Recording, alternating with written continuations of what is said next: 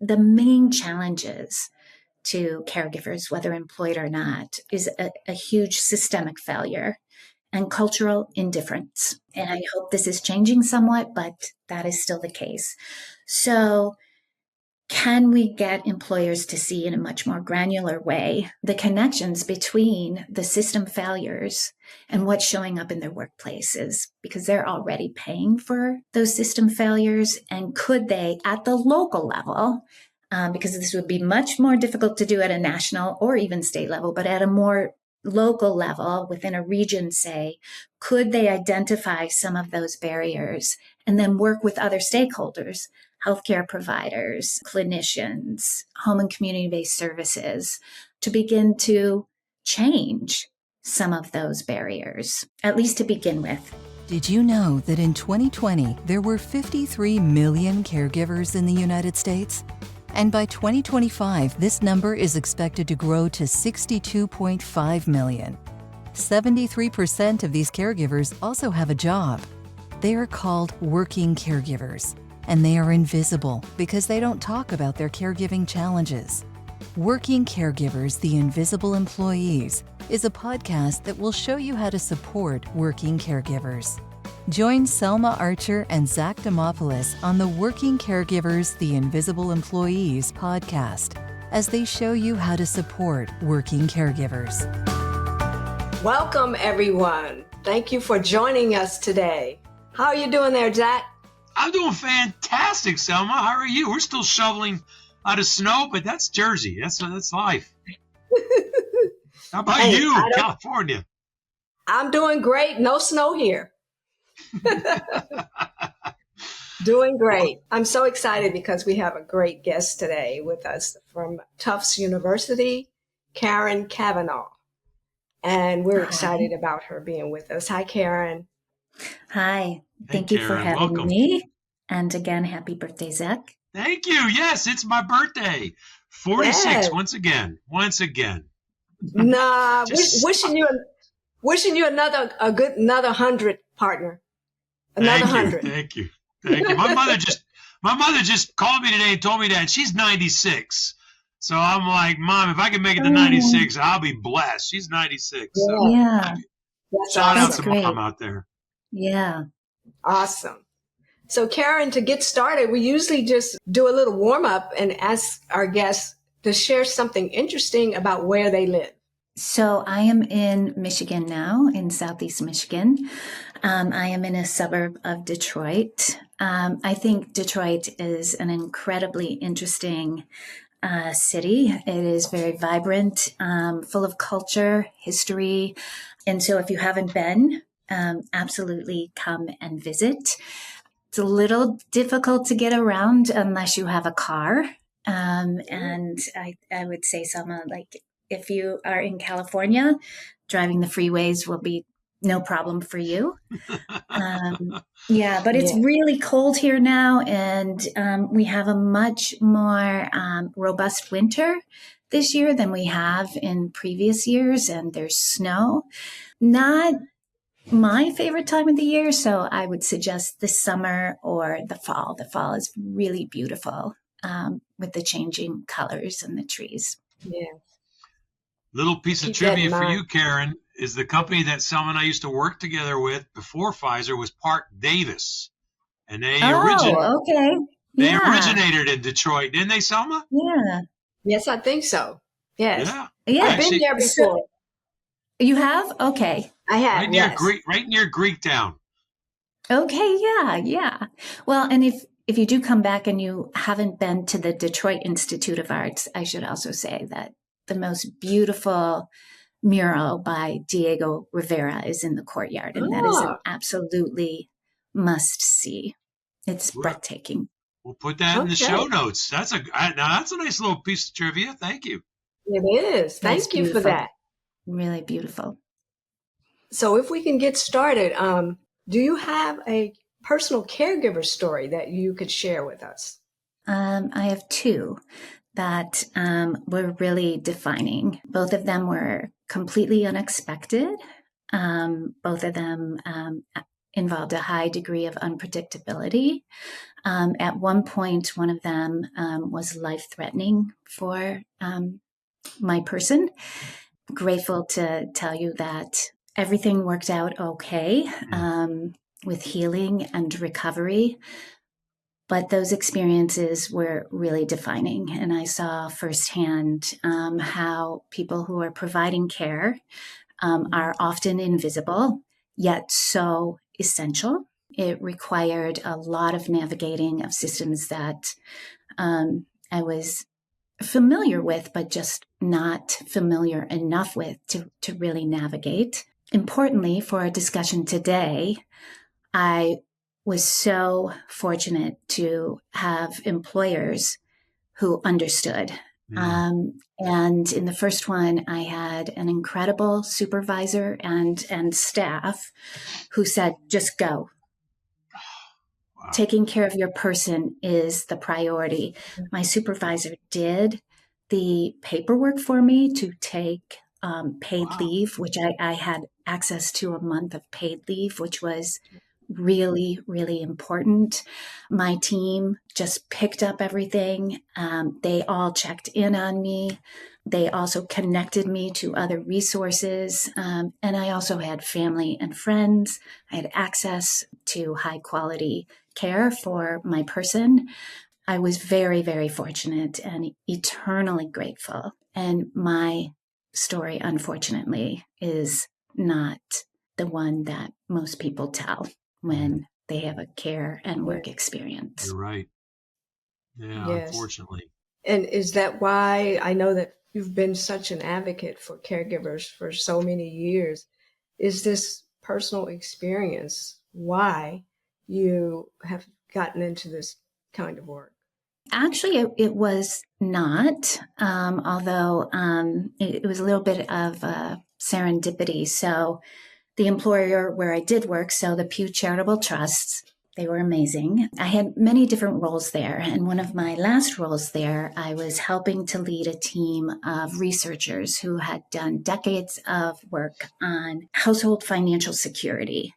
And I was helping them to think about how that research could be translated into public policy, legislation, as well as issue campaigns. And in the course of that, we all sort of took different drivers of financial insecurity. And I happened to take what are the effects of working while caring for someone who's aging, ill, or disabled. So not necessarily childcare, unless the child has a serious illness or a disability. So I looked at that. And I also looked at the direct care workforce. And the idea was to explore what could the institution do that would contribute to this field. So I did a pretty deep dive on these two issues with respect to the effects of care on work. Did a couple of convenings with HR representatives, employers, other advocates in the field to really understand, what was happening, gauge awareness, what were best practices or evidence-based programs that did two things: help to keep someone attached to the labor force, because this was household economic security, and a job is one of the most significant drivers of economic security. And also those who are providing care while working really don't want to have to choose one or the other for a number of reasons. And the second piece that we were really interested in is, not only helping to keep someone attached to the labor force, but also what are those supports that help to reduce the strain of balancing both within the workforce, at least to some degree. So really looked at that and really landed on, we really should be engaging employers. And is there a way to actually help employers? We also did a number of interviews with people who were working while caring in different parts of the country to really understand their experiences. And this is where also we really sort of honed in on small and mid-sized organizations, employers, who have less resources, of course, than the larger employers, but can often be a little bit more flexible or nimble, but they just don't have the same kinds of supports. They don't have the bandwidth or the financial resources to experiment and see what works. We also really learned that geographic locale is so important with respect to what is showing up in the workplace and what employers can do. I want to piggyback a little bit on a discussion I think you had a couple of months ago with Lindsay from Wealthy, where she Yes. talked about the need to really tailor work with employers and really tailor with them supports that will meet the needs of their workforce because, what is available in an urban or suburban setting is often not available in a rural setting. And as you both know, the healthcare system really has a significant, if not a lion's share, influence on the experiences of caregivers. And that is different by geographic locale. Mm-hmm. So that's how I sort of got into this. And ultimately, Pew did not move forward with an initiative. So I took the work over to the Rosalynn Carter Institute for Caregivers, where it was incubated between 2021 and 2024. You mentioned the Rosalynn Carter Institute. By the way, Karen, I do want to shout out to that supervisor, that employer that really supported you. Shout out to them. We need more examples of that. So thank you for sharing that story. And you're right, about 90% of the guests that we've spoken to have given us the opposite of that story. So it's good to hear the good stories too, because it's possible. It can be done. Sometimes I do a lot of one-on-ones with complete strangers on LinkedIn. It's my way of giving back. And I'll give anybody 30 minutes as some guidance for their caregiver journey. And many times I'm giving them resources to go to. And I will tell them there's nothing wrong with the paid resources, where they're really trying to promote their services to you. But there's so many academic and professional resources like the Rosalynn Carter Institute or National Alliance of Caregiving or Family Caregiver Alliance that go there first. They have just tons and tons of resources. Your role at Rosalynn Carter Institute, let's start with, so your studies moved over to the Rosalynn Carter Institute. So what your role was, what does Rosalynn Carter Institute really do, and how can somebody benefit from the Rosalynn Carter Institute if they're listening to this show and they're a working caregiver? Again, I am so grateful that RCI, the Rosalynn Carter Institute, agreed to take on this work and to incubate it. And in many ways, it's still a work in progress. And so the idea is to engage small and medium-sized employers to provide some expert facilitation and expertise in care and caregiving and the systems, and to really work with them to determine what they might do within their workforce, how they might use their organizations as a lab of sorts to test out different supports for caregivers. Again, that do two things: help them to stay connected to the labor force and to reduce the strain of balancing both roles. As you both know, there's not a lot of empirical evidence on effective supports. So it's not like we can say to employers, if you adopt this particular support, you should see outcomes A, B, and C. We just don't have that yet. That doesn't mean that certain supports don't work. We just don't have the evidence to be able to back that up. Although there are a number of promising approaches and solutions. So we kind of start there. And again, I said in the last piece, why we focus on small and mid-sized organizations, employers. But the other reason is that they employ half of the U.S. workforce. Yeah. So a really, really significant number of people and employee caregivers are working in small and mid-sized organizations. And that includes for-profit as well as nonprofit and public sector. Mm-hmm. We also are really interested in organizations that may be larger, where workflow and operations are such that people cannot work remotely, and where you have to think about flexibility, which is really important to employee caregivers. But you have to think about that in a much more creative way in order to implement it. So we bring employers together, and what we did at RCI to start with is we did a national survey of employee caregivers to hear from them in their own voices. What is the experience like? What types of supports do you have access to? What are the most, what are the biggest pain points, and what would be helpful? What was helpful? And if you didn't have it, what would have been helpful? So we released that survey in 2021. So it was right on the heels of the COVID pandemic, and that certainly influenced some of what we got back. Sure. And then the next year, we released a report called Invisible Over Time, which really sought to sort of level set with regard to the empirical evidence on what we know about the effects of caring while working. Also, what do we know about the effects for employers of employee caregiving? And then to sort of lay out our next step, which was our inaugural innovation lab with 6 employers in Southeast Michigan. Over a 12-month period, we convened them. They were a mix of for-profit and nonprofit organizations who were incredibly committed and just provided really valuable insight. And they were quite tenacious and, stayed with us that entire year, learning more about the effects, sharing what they were seeing, also sharing what they had tried and what didn't work.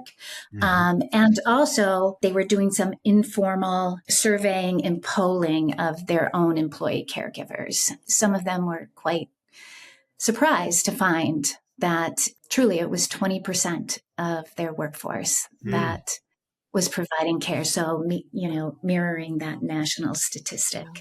What year did you say that was, Karen? We convened the inaugural innovation lab, and that's just a fancy way of saying we brought employers together with their peers to talk about this issue and to think about different solutions that they might design and then implement and test. So that was in 2022, 2023, and then starting in late 2023, 2024, and maybe a little fuzzy on this, we moved into the second phase with this group of employers to design a navigation program for their employee caregivers that we are in the home stretch with them.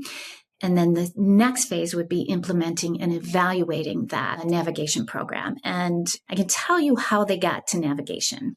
So after spending a year, discussing and thinking about and also learning from their employees, they decided that what they wanted to do is design an intervention that did a couple of things. One, it would help employee caregivers to access high quality, preferred, and affordable services in a timely manner, to really help them do that, to take some of the load off of the employee caregivers and to also provide that support by a highly trained navigator who understands the systems, understands insurance, Medicaid, Medicare, private insurance, understand supports, in home and community-based services, veteran services, understands the supports that are available through the disease-specific organizations. And really, really, this is crucial, understands the experience of providing care.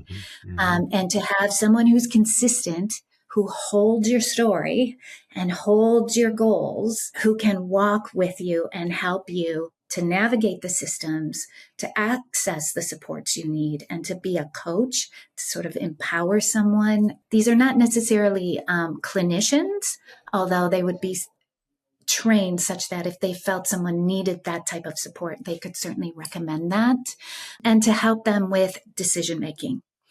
The third part of this that is really, really important is they will be embedded within the employer's organization. So they will understand the benefit structures, the accommodations, and importantly, the culture. So they can be a liaison as well to internal employer supports. And one of the quotes that I like to share from one of our employers was that this issue cannot only be owned by HR. It has to be organization wide. So that's the navigation program in short. Again, like I said, we are in the home stretch of finalizing that. And I should say also, we are not, and the employers were really clear on this piece, that they did not want to hire navigators and have them come in-house. They really wanted to enhance local capacity and use local capacity. So there are a number of nonprofit organizations that have a history, years of history, providing navigation services, often to an aging population or caregivers who are providing for an older adult. But also some of the disease-specific organizations also have some of this expertise. And so the idea is to use community organizations. And then finally, there's one other aspect of this. We hypothesize that this will be effective for some employee caregivers in some circumstances at some periods during their caregiving trajectory. However, and as you all know, the main challenges to caregivers, whether employed or not, is a huge systemic failure and cultural indifference. And I hope this is changing somewhat, but that is still the case. So can we get employers to see in a much more granular way the connections between the system failures and what's showing up in their workplaces? Because they're already paying for those system failures. And could they, at the local level, because this would be much more difficult to do at a national or even state level, but at a more local level within a region, say, could they identify some of those barriers and then work with other stakeholders, healthcare providers, clinicians, home and community-based services, and social services to begin to change some of those barriers, at least to begin with, within those specific geographic regions. That is quite an undertaking. These are 6 employers that have got to be so fortunate to be getting the benefit of your guidance and access to your experiences. This is amazing. What is maybe one pleasant surprise you've picked up in doing this work with these 6 employers that you didn't expect to see? And then you kind of already mentioned a challenge that the 6 have in common, systemic and cultural, but maybe one other challenge that you're seeing? Well, a huge challenge now is, I'm going to point to the system again. It's a really unpredictable environment and rising healthcare costs, rising premiums, out-of-pocket costs, rising costs for employers. And, that is really the benefit that they want to retain for their employees. Is really, really crucial. That complicates this right now. I would also say another surprise, Zach. I guess a surprise. Looking for a positive. These employers are still with us. That's and amazing. We're going on year 3.5, 4. They, and there were a few who had to drop out, but because of the challenges that I just mentioned, but said that they wanted to come back in when it was time to implement and evaluate. So they were very, very committed to not only learning about this, but trying to do something and then evaluating it. They really, really understood that. I was hoping you were going to say that. I really do, because do you remember the REACH organization? REACH. They were the Northeast Business Group. Oh, yes. Yeah, yes, 50, React. Wasn't it React? React, I'm sorry, React. Thank you. Yeah. 50 organizations that were all involved in doing stuff like this. And Selma and I were inspired by this to do what we do now. But then that just kind of fizzled. And it just went. So to hear that your 6 employers are actively involved and committed is amazing. I love it. Just wondering, Karen, from your own personal care experience that you talked about initially, and then all of this research that you've been doing with the employers, what do you think is the most common misconception that employers have about the day-to-day reality that challenges their employee caregivers? And then on the flip side of that, what do you think caregivers have misconceptions about their employers? Because sometimes, and when we talk to a wealthy friend, employers are wanting and trying to do the right things to help support their employees through this caregiving process, but many times that doesn't trickle down to that working caregiver that's in the trenches and they're afraid to come forward. And so what do you see on both sides of the coin there? One thing is the variation in care. And I would say, there's been a lot more traction around supports, workplace supports for new parents, including childcare, maternal and infant health, somewhat paid leave, which are all really, really important. And at least narratively, there is more conversation about the need to support employees who are caring for an aging parent or grandparent or friend.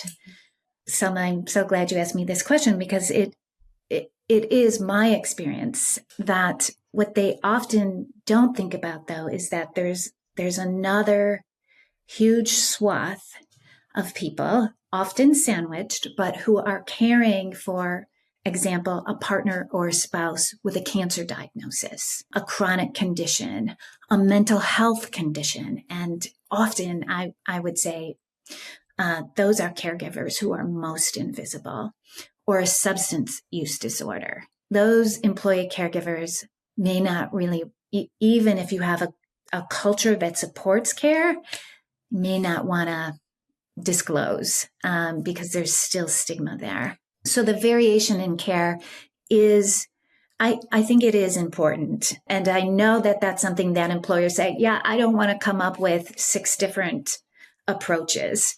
And I hear that.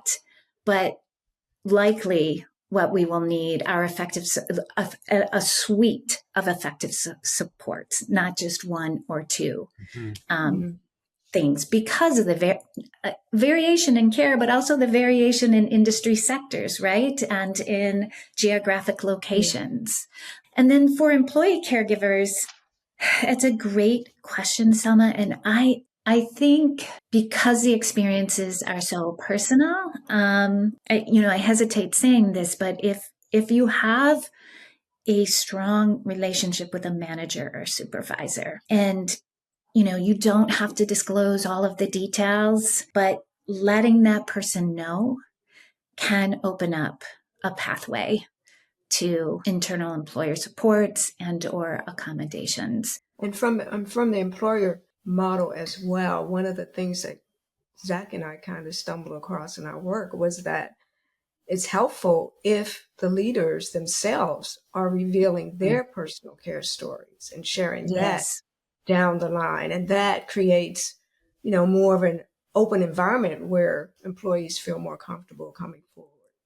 Yes, absolutely. Absolutely. That's a really important piece of organizational culture change. Yeah, the word empathy gets kicked around a lot, but truly empathy is an important tool for managers to try to create those environments where somebody who might have that dual responsibility be able to share some, like you said, Karen, they don't need to reveal all the mess that they're dealing with. But do you have in your work experience or lived experiences any suggestions for a manager who's listening in right now? What should they do more to try to create that environment? So one thing they can do is just, if they haven't had their own experience, learn more about the experience. And there's lots and lots of good resources out there, including your podcast. There's a lot of good podcasts. There's some amazing books. I just want to give a shout out to Allison Applebaum's book that came out last year, Stand By Me. There are a lot of memoirs. And even today, just today in the New York Times, there's an interview with one of the reporters who wrote an opinion piece about caring for her father that I believe was published maybe in November or December. And now they're coming back and doing an interview with her. So it's not too difficult to find a number of different stories. And I think the stories are really, you don't have to read an academic study, read the stories. And, stories by different people caring for different people with different types of conditions. I think those are really important. And then I would say pay attention. Managers if they're a good one, are already doing that, but just like paying attention to what's showing up. And then be proactive and find out what types of supports are actually available, because I think I think organizational culture is so important. Manager supervisor training is really critical, but if those managers and supervisors have no concrete supports to then offer, I mean, and I am not, undermining an empathetic, deep listening ear, but often an employee caregiver needs some concrete supports. So that's really important. 100%. We agree. And then to push up, right? To put, if they don't find it, to push up. Yeah. Many times, Selma and I get asked to do a webinar. We don't mind doing an educational webinar, but we cringe a little bit, because what if you have an employee listening to a great webinar and then they go to their manager and they want to throw all this stuff on the manager, and then you haven't prepared, like you said, haven't given that strong support to the manager. Yeah, that would be a disaster, to be honest, right? Yes. Mm-hmm. Yeah. Yes. Yeah. So in this environment that we're in with, 10,000 people reaching the age of 65 every day in this country, and the need for care is growing exponentially every day, and the people that are available to do the care is shrinking drastically every day. Like, where do you find the hope? Where do you find hope in this care space, and the hope to continue to do this work? Okay, again, I'm going to elevate and highlight the employers we have been working with. Mm-hmm. And I absolutely believe that there are many other employers just like them. Mm-hmm. It's a really challenging time, right? I'm going to give you an answer that might seem a little bit off topic, but go for it. What has been happening in Minneapolis gives me, in terms of the community response, so much hope. People are caring with a capital C for their neighbors and for their community, and they are not stopping. That is what caregiving is, right? I mean, I know it can be incredibly difficult, and I know some people take on the role because there are no other choices. And I'm very well aware of the, significant negative outcomes that can accrue from providing care. And it is an incredibly meaningful experience for so many people, underscoring interconnectedness. It's well said. Thank you for sharing that. And that's not off topic. Anytime the word care is involved, it is on topic. And you're 100% right.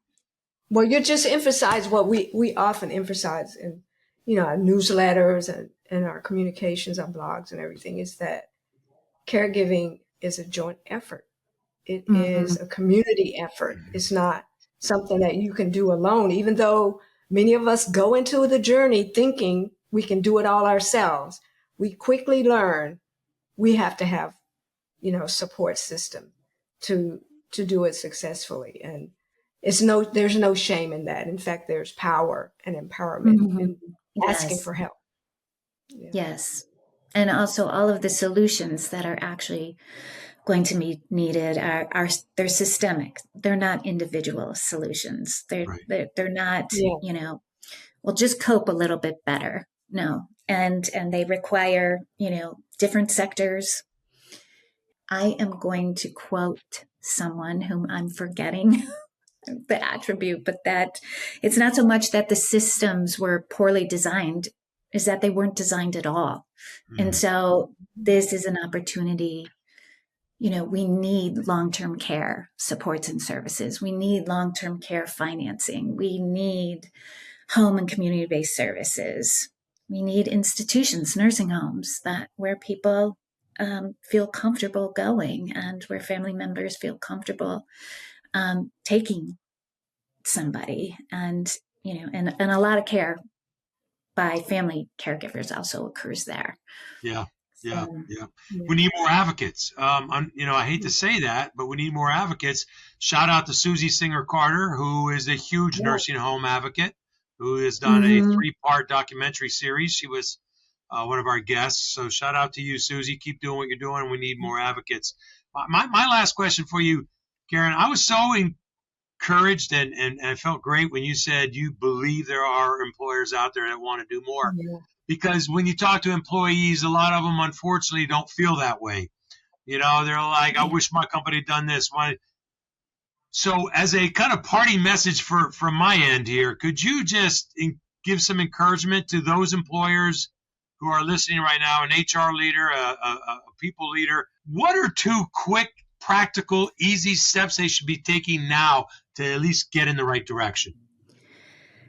Right now, look at all of your policies and accommodations and adjustments through a caregiving lens and see, would that help? Would it not? And how do you access those benefits and supports?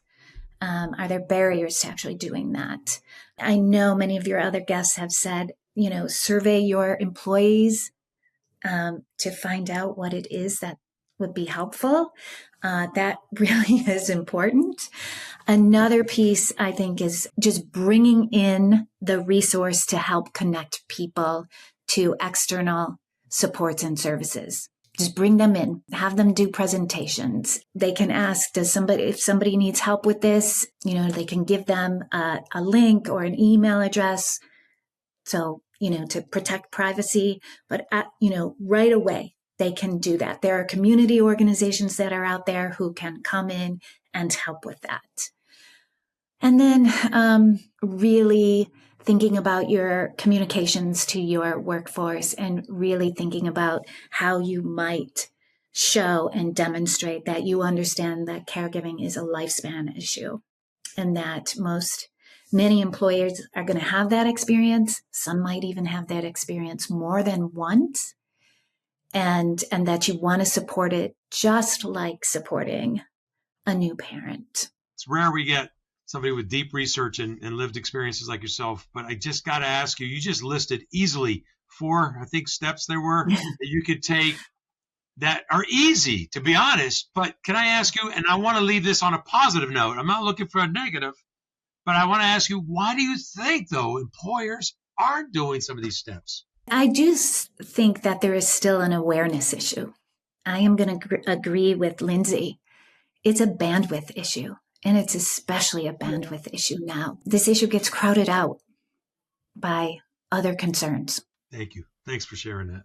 Can you just share with our audience how they can learn more about your work and how they can connect with you? So we have an archived Working While Caring website. If you go to the Rosalynn Carter Institute, you just have to do RCI Working While Caring, and that'll take you there. That has all the reports and some other resources. And if you want to get in touch with me, feel free to put my email in the show notes.